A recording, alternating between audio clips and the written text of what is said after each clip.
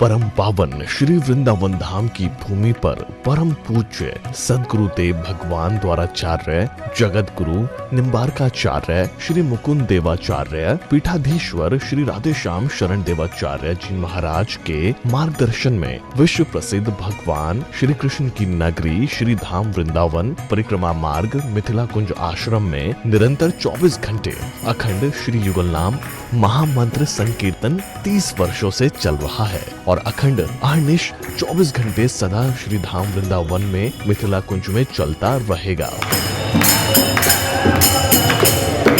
आज विश्व भर में अनेकों मंदिर हैं, किंतु भागवत का कोई मंदिर नहीं है। तब हमारे पूज्य गुरुदेव के भजन संकल्प से ये भाव जागा कि श्री धाम वृंदावन में एक अलौकिक भागवत मंदिर बने, जिसमें वृंदावन आने वाले सभी भक्तगण एक साथ संपूर्ण भागवत श्लोक का दर्शन कर सकें।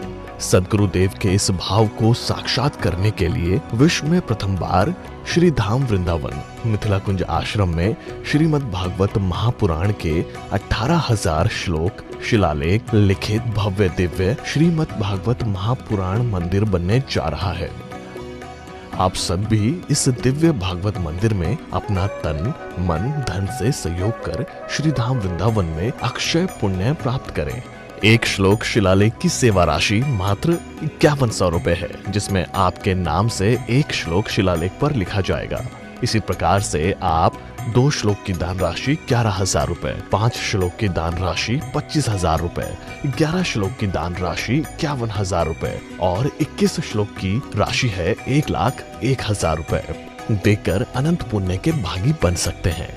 कहा गया है कलयुग केवल नाम आधारा। हम सब भी श्री धाम वृंदावन में अपने नाम से या अपने पूर्वजों के नाम से या घर में समस्त विघ्न बाधाओं को दूर करने के लिए श्री धाम वृंदावन में अखंड संकीर्तन कराने का अलौकिक पुण्य प्राप्त कर सकते हैं। साथ ही आपके द्वारा प्रदान किया गया सेवा राशि से हरि नाम संकीर्तन के साथ साथ संतों का भोजन एवं गौ माता के लिए गौग्रास समर्पित किया जाएगा। आप निम्न राशि प्रदान कर सदस्यता ग्रहण कर सकते हैं। एक दिन का संकीर्तन राशि मात्र 1,500 रुपए, एक माह का संकीर्तन राशि मात्र 15,000 रुपए, 12 माह की संकीर्तन राशि मात्र 21,000 रुपए से आपके नाम से निरंतर अखंड श्री युगल नाम हरि नाम संकीर्तन के साथ साथ साल के 12 माह में 12 दिन 12 संतों का भोजन गौग्रास आदि सेवाएं आपके मरणोपरांत भी चलते रहेंगे। अतः आप एक छोटा सा संकल्प लेकर हमसे जुड़ सकते हैं और श्री धाम वृंदावन मिथिला कुंज आश्रम में आप आजीवन सदस्य रहेंगे। आप वृंदावन में जब भी आएंगे तो आपके रहने की निःशुल्क व्यवस्था रहेगी।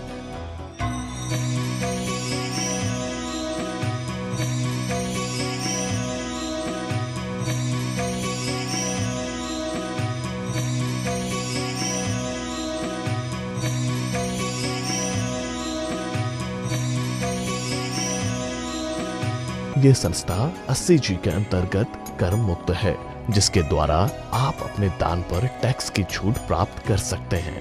आपके दान राशि की रसीद आपको बाय पोस्ट संस्था द्वारा भेजी जाएगी। साथ में आपको संस्था का प्रमाण पत्र भी दिया जाएगा। आइए हम सब मिलकर इस दिव्य भागवत मंदिर में अपना तन मन धन से सहयोग कर श्री धाम वृंदावन में एक अलौकिक भागवत श्लोक मंदिर का निर्माण करें। अधिक जानकारी के लिए संपर्क करें और मिथिला कुंज आश्रम से जुड़ने के लिए फेसबुक, यूट्यूब और इंस्टाग्राम मिथिला कुंज ऑफिशियल पेज को फॉलो करें।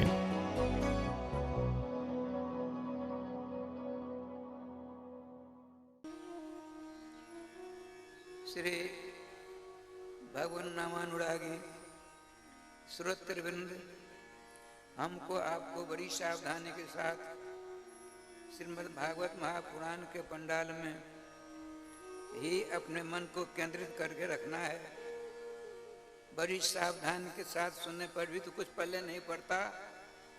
जब आप इधर उधर चक्कर काटोगी, आगे बैठने के लिए होड़ मचाओगी, हम आगे बैठ करके सुनेंगे कुछ पल्ले पड़ता नहीं है, लेकिन होड़ तो जरूर लग जाती है। लाभ कुछ नहीं होता है, अपराध और हो जाता है। आते हैं पीछे, बैठने के लिए प्रयास करते हैं आगे। श्री राधे श्री राधे। माताओं की महिमा तो माता ही जान सकती है। माताओं की महिमा बोधि बहु विधि वेद पुराण गाई। श्री राधे श्री राधे। अच्छा ठीक है, देखिए श्रीमद् भागवत महापुराण श्री जुगल सरकार के नामात्मक हैं। आदि मध्य अवसान जहाँ कहीं आप पाओगे भगवान के नाम की महिमा का ही बड़े ही विलक्षण ढंग से भगवान वेदव्यास जी ने निरूपण किया है। उन्होंने अपने सुपुत्र भगवान श्री कृष्ण के अभिन्नावतार श्रीमान सुखदेव जी को पढ़ाया और सुखदेव जी ने परीक्षित को सुनाया। वही हम और आप सुन रहे हैं।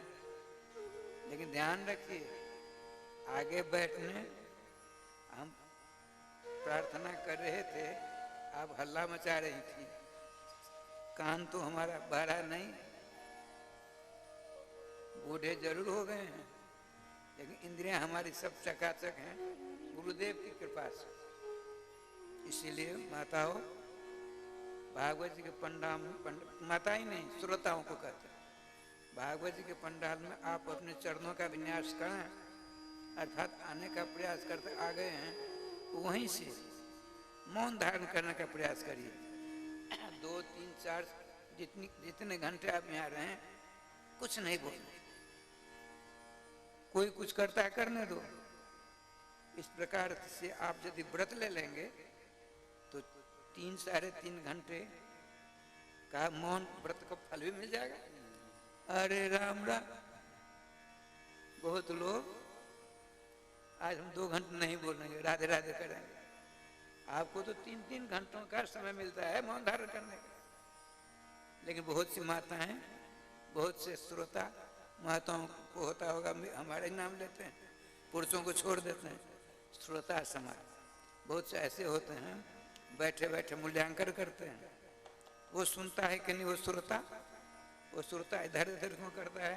अरे वाह, तुम जिस काम के लिए आए तुम तो करो। कोई जहन्नम में जाता है, जाने दो, वो जैसा करेगा वैसा भरेगा, है ना नियम? श्री राधे जय श्री राधे। अच्छा देखिए,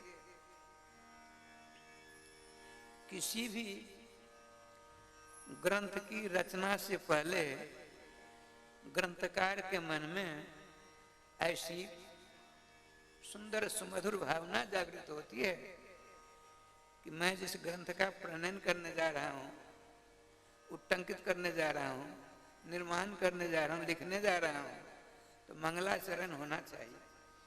क्यों? भगवान पाणिनि जी ने महाभाष्य में लिखा है, मंगलाचरणम कर्तव्यम, मंगलाचरण करना चाहिए। क्यों? विघ्न विघाताय मंगलाचरण कर्तव्य। किसी ग्रंथ की परिसमाप्ति तक किसी प्रकार का विघ्न न उपस्थित हो, इसीलिए अपने अपने इष्ट की नमन पूर्वक प्रार्थना करते हैं, मंगलाचरण करते हैं।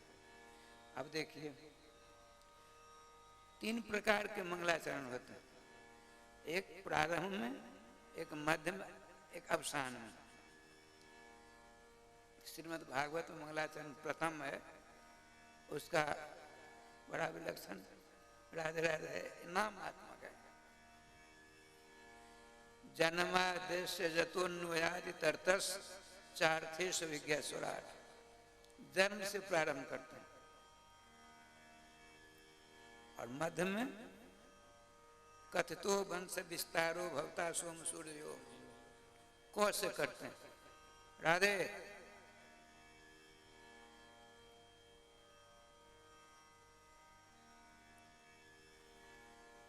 एक जो से करते हैं, कौ से करते हैं। और आए समझी, तीसरा मंगलाचरण 9 से करते हैं। इसका आशय क्या है, इसका गूढ़ार्थ क्या है, इसका सुंदर भाव क्या है? तुमको सर्वेश्वर श्याम सुंदर ने मनुष्य शरीर बना करके जन्म दिया, कितना बड़ा उपकार किया। 2 अरब 98 करोड़ जन्मों तक तुमने न जाने क्या क्या कर्म किए, बेलना बेले, उन कर्मों के नाना प्रकार के फल भोगे। अरे बाबा, तुमको सर्वेश्वर श्याम सुंदर ने मनुष्य शरीर दिया, जन्म दिया, क्या करो? को कृष्ण के मंगल में नाम का स्मरण करो। कृष्ण कहते हैं सुख को, कृष्ण कहते हैं आनंद को, कृष्ण कहते हैं जिससे बड़ा सुख शांति मिलता है होती नहीं है। सर्वश्रेष्ठ सुख स्वरूप भगवान श्री कृष्ण ने तुमको जन्म दिया। तो कल कहा था मैंने, सनातन धर्म किसको कहते हैं? वाल्मीकि, महर्षि वाल्मीकि जी कहते हैं, कृत्य तत्प्रति कर्तव्यम एष धर्म सनातन। भगवान ने आपके प्रति कितना बड़ा उपकार किया। देव दुर्लभ, देवर्षि ब्रह्मर्षि राजर्षियों के द्वारा अत्यधिक वांछनीय मनुष्य शरीर प्रदान कर दिया भगवान ने। आपका पुनीत कर्तव्य है उनका भजन करना। यही सनातन धर्म है। हम ढिढोरा पीटते, हम सनातन धर्मावलंबी, सनातन धर्मावलंबी, बिल्कुल जीरो। यदि तुमने मानव शरीर, हमने अपना मानव शरीर भगवान के द्वारा प्राप्त किया, हमारा क्या कर्तव्य है? तभी सनातनी कहलाएंगे। तो उनके मंगल नाम को अपने कंठों का हार बना लो। जब उनको आप अपनाएंगे क्या होगा? तो रोम रोम से, आपके रोम रोम से नाम भगवान स्फुरित होते रहेंगे।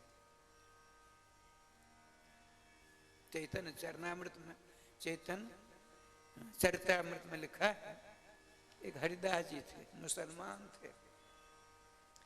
श्री भगवान चैतन्य की कृपा उनके ऊपर झरझर चढ़ करके बरसने लगी। तो राय श्याम जी नाम लेने लगे। अब उन दिनों का जो काजी थे, उन दिनों के काजी पकड़वा करके 100 कोर्रा मरवाया, लेकिन नाम नहीं छोड़ते।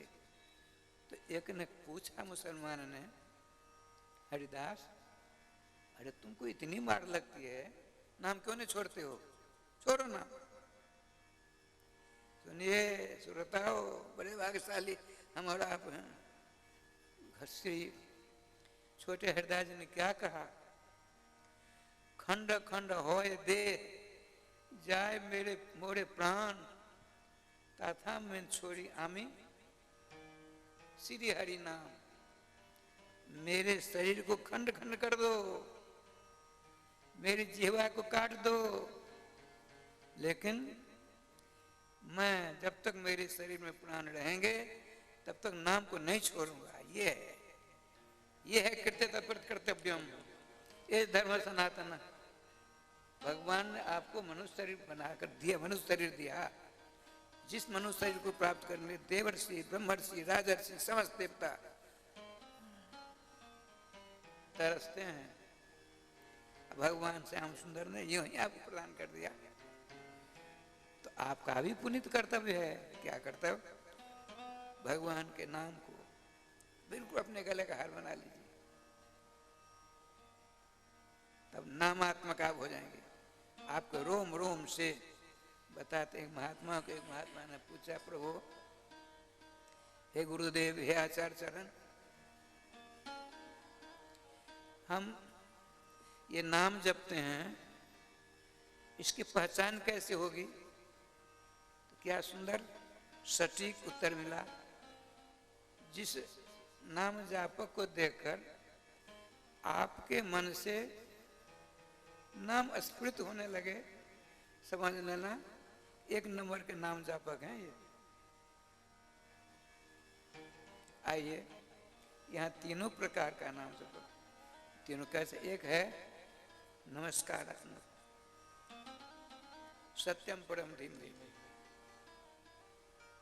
एक है वस्तु निर्देशात्मक, कथतो वंश विस्तारो भवता सोम सूर्यो राग्यम चोहे वंश्यानाम चरितम परमाद्भुतम। आपने अब तक ये सुनाया है। भगवान, हमने आपसे जितने प्रश्न किए हैं वहाँ प्रश्न की झड़ी लगा दी है। और हमसे जो प्रश्न छूट गए हैं, या आचार्य चरण श्री परीक्षित जी कहते हैं सुखदेव जी से, एतद अन्य जगत सर्वम ने कृष्ण विशेषतम, हमने जो प्रश्न किए हैं उनका तो आप समाधान करोगे ही। अरे राधे राधे, हमसे जो प्रश्न छूट गए हैं उनका भी समाधान करने का कृपा निधान कष्ट कर। ये देखिए उन्होंने किया भी श्रीमान सुखदेव जी ने। तब परीक्षित जी नामात्मक हो जाते हैं। रोम रोम से श्रीमान राधा, श्री कृष्ण श्री कृष्ण श्री कृष्ण, श्रीमान परीक्षित जी के रोम रोम से उच्चारित होने लगते हैं। चलिए देखिए, प्रथम मंगलाचरण होता है नमस्कारात्मक, इष्ट नमस्कारात्मक। दूसरा होता है वस्तु निर्देशात्मक, हमने इतना किया, आगे ये कहें। और तीसरा मंगलाचरण किस लिए होता है? आशीर्वादात्मक, आशीर्वादात्मक। तीनों मंगलाचरण से जो ग्रंथ युक्त होता है उसकी शरण में जो जाता है जीव, उसको नाम बना करके नामी की गोदी में विराजमान कर देते हैं। अंतिम क्या है? आशीर्वादात्मक। नाम संकीर्तनम यस्य सर्व पाप प्रणाशनम प्रणामो दुख शमन तम नमामि हरिम परम। अच्छा आइए, राजराम जी, भगवान वेदव्यास जी ने अपने कार्यकाल में क्या क्या किया, इससे पहले किसी ने नहीं किया, वे सारे कार्य संपादित कर डाले। संक्षेप में सुनाता हूं। पहले एक ओंकारात्मक वेद था, एक ओम। विद्वान लोग अपनी विद्या की प्रखरता से नाना प्रकार के मंत्र का दोहन करते थे उससे। तब अश्वमेध जग, वाजपेयी जग आदि क्या करते थे। ओम रूपी जो मंत्र की बखारी है, मंत्र का खजाना है, मंत्र का समुच्चय है, अरे मंत्र का समुद्र समझो। उसमें से बड़े बड़े विद्वान अपने उपयोगी मंत्रों को विद्या के बल से निकालते, हवन आदि करते, यज्ञ आदि करते कराते। तो श्रीमान भगवान वेदव्यास जी ने सोचा आने वाला जो समय है कलयुग, इसमें तो वैसे विद्वान वैसे ऋषि मुनि होंगे नहीं, कैसे काम चलेगा। तो आपने एक ओंकारात्मक मंत्र का मंथन करके 1,00,000 मंत्रात्मक वेदों के मंत्र बना डाले। 1,00,000 एक ओम से, ओ ओम मिलकर ओम होता है, उससे 1,00,000 मंत्र का आपने चयन किया। और उनमें से उनको 4 वेदों में विभाजित कर दिया, ऋग्वेद, यजुर्वेद, अथर्ववेद और सामवेद। अब वेदव्यास जी ध्यानस्थ होते हैं, मेरा जो अवतार हुआ जिसके कारण, जिसके लिए, वो तो काम हो गया। ध्यान योग से देखते हैं तो आप सोचते हैं मैंने तो गलत कर डाला। त्रिना श्रुति गोचरा, ब्राह्मण क्षत्रिय वैश्यों के लिए तो उपयुक्त है, स्त्री जाति तथा शूद्रों के लिए तो अग्राह्य है। अब मैंने तो अवतार धारण किया है समस्त मानवों के कल्याण के लिए, ये तो ठीक नहीं हुआ। अब फिर राधे श्याम क्या करते हैं हुए, तो 1,00,000 मंत्रों का मंथन करके 1,00,000 श्लोक बनाते हैं, श्लोक, और उसका नाम रखा महाभारत। राधे श्याम राधे श्याम, जिसमें 1,00,000 श्लोक हैं। वेद में मंत्र होते हैं, महाभारत आदि ग्रंथों में श्लोक होते हैं, ये मंत्र ही हैं। अच्छा, फिर भी आपने सोचा अल्पायु जीव हो कलयुग में 1,00,000 श्लोकात्मक महाभारत जैसा समुद्र जैसा ग्रंथ, इसका पार पाना असंभव हो जाएगा। तो आपने पुनः ग्रंथों का निर्माण करना प्रारंभ कर दिया। 17 पुराण पर बना डाले। उन 17 पुराणों के श्लोकों की संख्या राधे श्याम जी कितनी हो गई? 3,82,000। राधे राधे। लेकिन इतना सब कुछ कर, ध्यान रखिएगा, वेदव्यास जैसा विद्वान न हुआ न होगा, स्वयं भगवान है। गीता जी के 10वें स्कंद के विभूति योग वर्णन में कहते हैं, व्यासा नाम कृष्ण द्वैपायन। जितने व्यास हुए सृष्टि के प्रारंभ से अब तक, उनमें कृष्ण द्वैपायन नाम की व्यास में स्वयं हूं। उन्होंने सोचा क्या कारण है, मैंने वेदों का विभाजन किया, ये सब अपौरुषीय अनादिकालीन है, ये जीर्णोद्धार करने के लिए ये लोग आते हैं। भगवान सर्वेश्वर श्याम सुंदर की सांस से इनकी उत्पत्ति होती है, और पुरुष हैं, किसी द्वारा बनाया हो नहीं, ये सब ठाकुर जी की कृपा से। आप बिल लाने लगे, चिंता के सागर को तो खाने लगे ब्याज। इन ग्रंथों का मैंने प्रणयन किया, अब मुझको शांति नहीं मिल रही है, तो इन ग्रंथों को पढ़ेगा, सुनेगा, विचार विमर्श करेगा, उसको शांति कैसे मिलेगी? ग्रंथकार को चैन नहीं मिल रही है, शांति नहीं मिल रही है, सुख नहीं मिल रहा है, आनंद नहीं मिल रहा है, मैं परेशान हो रहा हूँ, मेरे इन ग्रंथों की शरण जो जाएगा उसको शांति कहाँ से मिलेगी? ऐसा सोच रहा है सामने, रोते हुए, अश्रुविमोचन करते हुए, राधे कृष्ण कृष्ण कृष्ण राधे राधे, राधे श्याम श्याम श्याम राधे राधे। ध्यान रखेंगे, भगवान नारद जी के वेदव्यास जी चेला हैं, शिष्य हैं। राधे राधे। इतना ही नहीं, हरे राम राम। वाल्मीकि रामायण के प्रणेता महर्षि वाल्मीकि जी भी देवर्षि नारद जी के ही चले हैं। देवर्षि नारद जी चेला बनाने बड़े माहिर हैं। अब उन्हीं के परंपरा के हम लोग हैं, तो कैसे नहीं चेला बना भाई? जय श्री राधे। श्री वृंदावन बिहारी लाल की जय। अब देखिए, अश्रुविमोचन पूर्वक जुगलनाथ महंत महामंत्र का उच्चारण कर रहे हैं। जड़ नेत्रों से अश्रुविमोचन हो रहा है। आपने सोचा, हे प्रभु, हे सर्वेश्वर, हे श्याम सुंदर, भगवान होने पर भगवान की याद करते हैं। ये कौन सी गलती हो गई, कौन सी भूल हो गई है, कौन सा मुझसे अपराध हो गया है जो शांति से मैं अशांति को भगा जा रहा हूँ?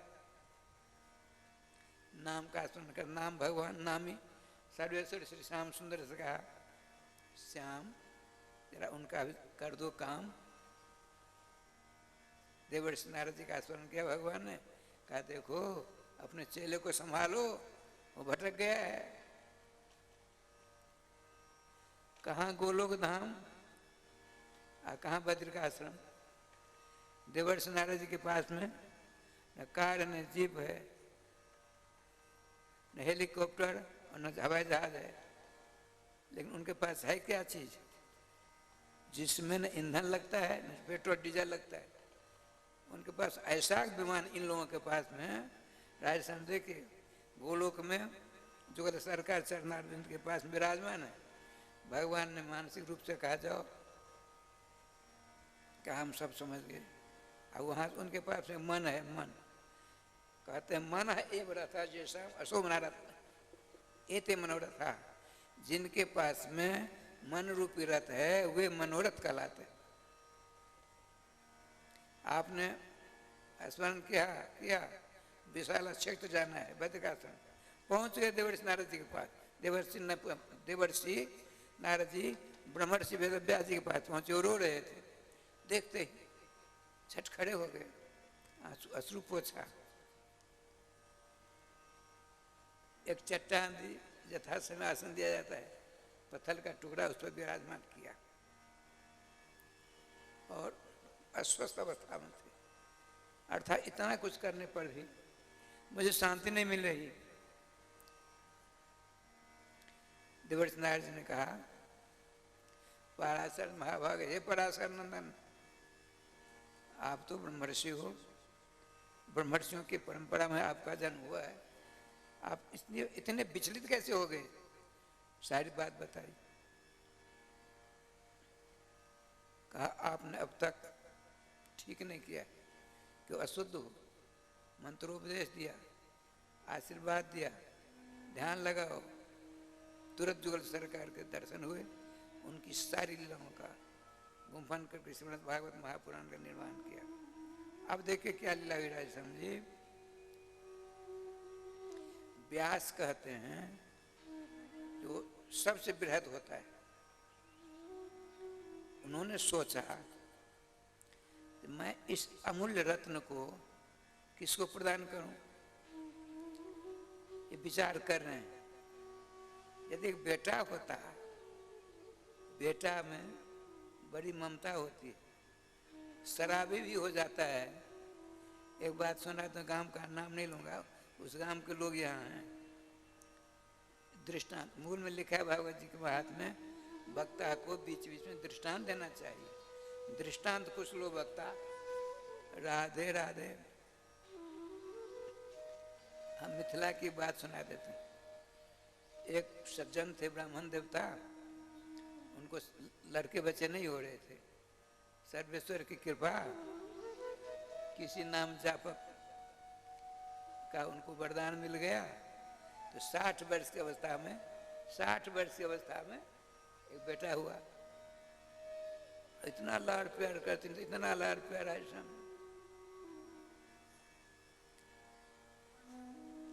जबकि आया है लालियत पंचवर्षानि 10 वर्षानि तारियत प्राप्ते तो 16 वर्षे पुत्र मित्र वदाचरे।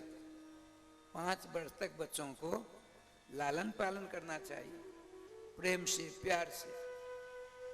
6 से लेकर के 10 तक मार मार करके, पीट पीट करके सही रास्ते पर लाना चाहिए। अरे राम राम, सो कोई नहीं करता, ऐसे छूट देते हैं। और 11 से लेकर 16 तक उसमें मित्र भाव संस्थापित कर लेना चाहिए। तो ऐसा उद्दंड हो गया उस बूढ़े का बेटा, गलत आदत पड़ गई उसको। उसके पिता ने, हम लोग 15-20 आदमी बैठे थे, कुछ सत्संग हो रहा था। इतने में उसने अपने पिता से कहा, चुप रहो बूढ़े, मेरी जो इच्छा है वो करूंगा।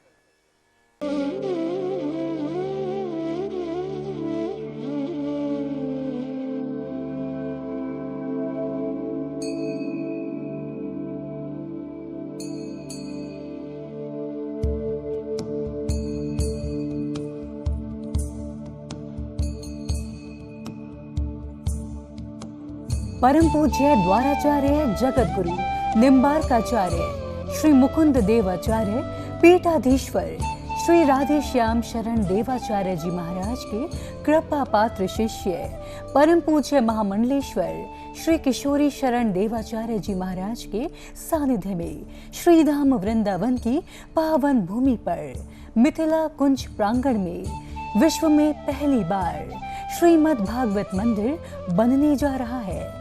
इस प्रांगण में श्रीमद् भागवत के 18,000 श्लोक शिलालेख किए जाएंगे। आप सभी भक्तगण भी इस मंदिर में सहयोग कर सकते हैं। 1 श्लोक की सेवा 5100 रुपए, 2 श्लोक की सेवा 11,000 रुपए, 5 श्लोक की सेवा 25,000 रुपए, 11 श्लोक का दान 51,000 रुपए, 21 श्लोक का दान 1,01,000 रुपए। अधिक जानकारी हेतु संपर्क करें। सहयोग हेतु अकाउंट डिटेल्स इस प्रकार हैं।